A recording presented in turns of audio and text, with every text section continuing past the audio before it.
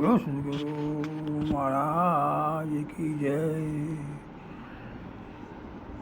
ये नाम लिया तो सब लिया, सकल शास्त्र का भेद। बिना नाम न रखे गया, पढ़ पढ़ चारों वेद। ये नेह बिना हरि नाम ले, न करिए कोटि उपाय।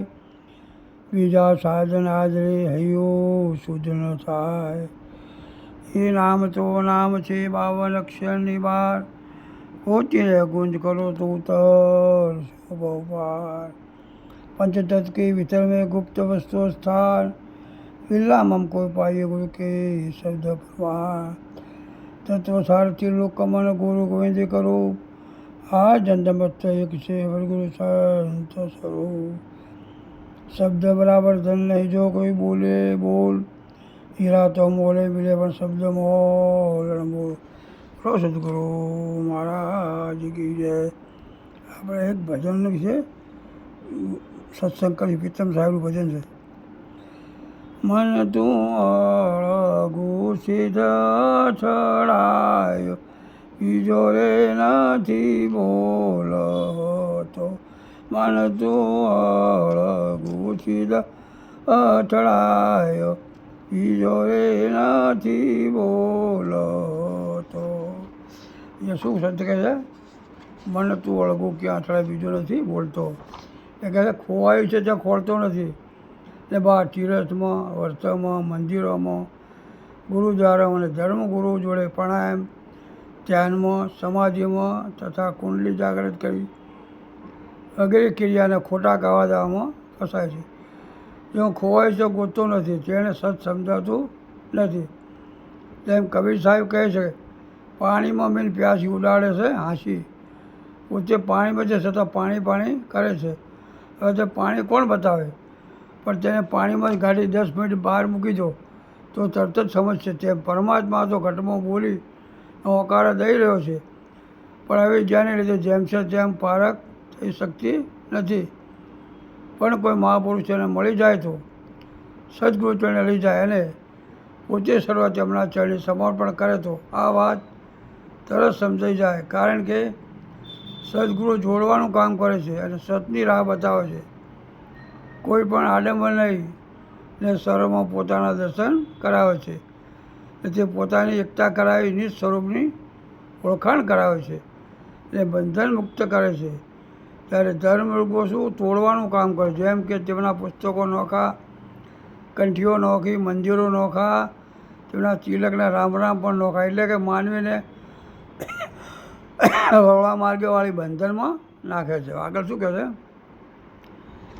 મન તારા છે હરીને નથી દેખતો, કુંડળો છે જેમ કનક લંકાયો, બીજો નથી બોલતો.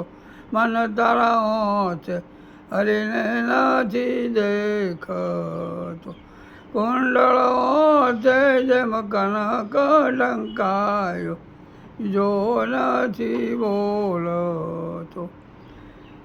ત્યારે ઓછે હરી નથી દેખતો, કારણ કે આડો તું છે એટલે જણાતું નથી. પદ બે છે, એક હરિપદ છે અને બીજો હું પદ છે. એટલે હું કરતો હું ભયો અને તું કરતો તનમાં તું ભયો. તું ના હોય તો પરમાત્મા છે. એટલે ઘાટનો બાદ કરવાનો છે. જેમ ઘરેણાં હતા ત્યારે પણ સોનું હતું, ઘરેણામાં પણ સોનું જ છે. અને ઘરેણાં નહીં હોય તો સોનું રહેવાનું. સુચી સમૃદ્ધિ શાક જે છે, કનકડે કુંડળમાં ભેદ ના હોય. ઘાટ ઘડ્યા પછી નામરૂપ જૂજવા આખરે એમનું એમ જ. પણ જે ઘાટ બન્યા પછી તેમના નામ નોખા, ગુણ પણ નોખા. એટલે તેને જાણવા માટે જાગૃત પુરુષ જોડે જવું પડે. તો બીજો નથી બોલતો, હવે શું કરું? તો બીજું કશું કરવાની જરૂર નથી. સદગુરુ જોડે સમર્પણ થઈ તેમના વચનમાં વિશ્વાસને શ્રદ્ધા રાખી સર્વમાં પોતાના દર્શન કરવા અને ધીરે ધીરે સંપેરથી દાસભાવ લાવવો. મન તો દરિયાની લહેરી સમાન છે, લહેર સમાવે તો સમુદ્ર દેખાયો, બીજો રે નથી બોલતો. મન તો દરિયાની લહેર સમાનો છે. લહેર સમાવે તો સમુદ્ર દેખાય, જો નથી બોલો. લહેર શેમાંથી થઈ છે? સમુદ્રમાંથી. સમાય પણ સમુદ્રમાં. તો વાસ્તવમાં જ્યાંથી પ્રગટ થઈ છે ત્યાંમાં પાછી સમાય છે. એટલે સમુદ્ર છે, પણ લહેર બહારની દ્રષ્ટિએ જુએ છે. જો તે અંદર ડૂબકી મારો ખબર પડે કે હું સમુદ્રમાંથી ઉપજ્યું છું ને તેમાં સમાતો લહેર પણ મટી જાય છે. વિનોદ બાબુ કહે છે આ ધનને મધ્યમાં બોલે તે વસ્તુ તો સાચી. રામ નામ તો રાખ હૃદયમાં, કાઢ કલ્પના કાચી.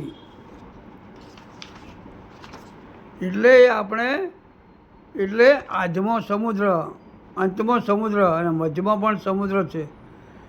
વરસાદ વરસતો જળ જમીન પર પડે છે, તે જળ ડોળું થાય છે. તેથી તે જમીનમાં વાળું જળ પીવા માટે કામ લાગતું નથી.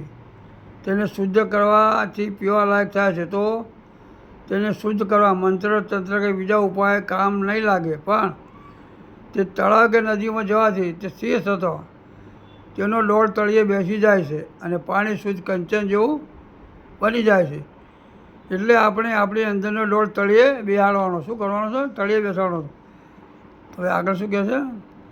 મન તારા ઠેકાણે હરીને ઠરાવને, એમ સમજે તો માં સુખ થાય, બીજો રે નથી બોલતો. મન તારા ઠેકાણે હરીને ઠરાવને, એમ સમજે તો માં સુખ થાય, બીજો રે નથી બોલતો.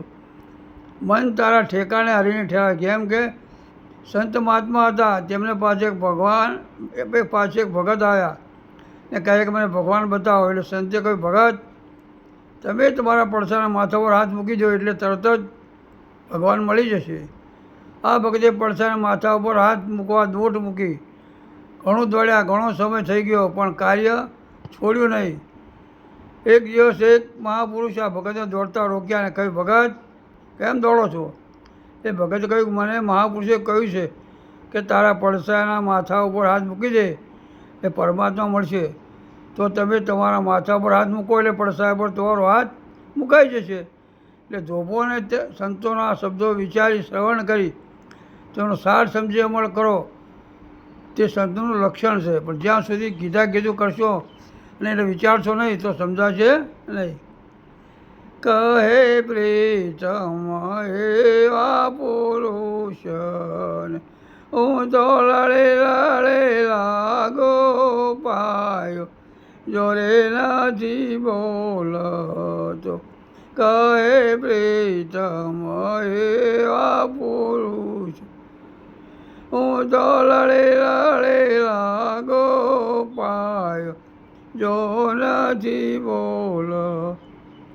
જેના મનમાં ચંચળતા નથી તેવા પુરુષોમાં સુંદરતા હોય છે. કારણ કે સર્વ વિકારો વિષયો અને દેહાધ્યાસ છૂટવાથી અંદરથી સુંદરતા પડે છે. પોતે સચ્ચિદાનંદ સ્વરૂપ છે. જેમ કે આ મંડપ મોઢા પેલા જ્યાંથી શ્વાસ આપણે લેતા હતા ત્યાંથી જ આ મંડપમાં રહ્યા શ્વાસ લઈ રહ્યા છીએ. પણ મંડપ ન હતો પણ આકાશ હતું. તેમ સતની અંદર આપણા ચિત્તની એકતા થાય છે. એ જ આનંદ છે. જેમ બત્તીમાં પાવર છે, પાવરમાં બત્તી નથી. બોલાવે સબરગઢ બોલે. જેમ પ્રધાન ઘરમાં છે કે રાષ્ટ્રપતિ તમારા ઘરમાં છે એ પાવરને ખબર નથી. અંદર રહેનારને ભગત છે કે ગુંડો છે તેની પાવરને ખબર નથી. તેમ ઘાટ ગમે તે હોય પણ સત્તા તેની છે. તે સત્તા આપી ન્યારો રહ્યો છે. તે ચરાચર વ્યાપી રહ્યો છે. માટે સમજી સદગુરુ શાનમાં પૂર્ણતા રહી અને આ મળેલ અવસર મોજ કરી અને મોજ કરી લેવાની છે.